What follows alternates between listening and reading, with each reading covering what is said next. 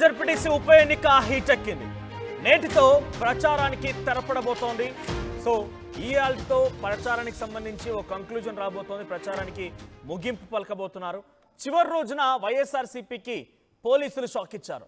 వైఎస్ఆర్సీపీ ర్యాలీకి పోలీసులు ఆంక్షలు విధించారు. ఒంటిమిట్ట జెడ్పీటీసీ ఎన్నికల్లో ర్యాలీకి అనుమతిని నిరాకరించారు. అయితే ర్యాలీలో పాల్గొనేందుకు ఎంపీ వైఎస్ అవినాష్కు ఇప్పుడు పర్మిషన్ దొరకలేదు. అవినాష్ వస్తే భారీగా జనం గుమికూడతారని పోలీసులు అభ్యంతరం వ్యక్తం చేస్తున్నారు. కేవలం ఎమ్మెల్సీ రామసుబ్బారెడ్డికి మాత్రమే పోలీసు అనుమతి ఇచ్చారు. నిన్న టీడీపీ ర్యాలీకి కూడా అనుమతించిన పోలీసులు ఇటు జనరల్ ఏజెంట్గా అవినాష్కు అనుమతి ఇవ్వలేదు.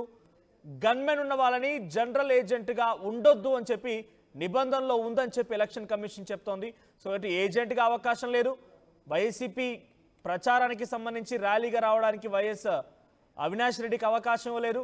సో నిన్న అటు టీడీపీకి ర్యాలీకి అవకాశం ఇచ్చినటువంటి పోలీసులు ఎందుకు వైసీపీ అవినాష్ ర్యాలీకి అనుమతించడం లేదంటూ వైసీపీ శ్రేణులు కొంత ఆందోళన వ్యక్తం చేస్తున్నారు.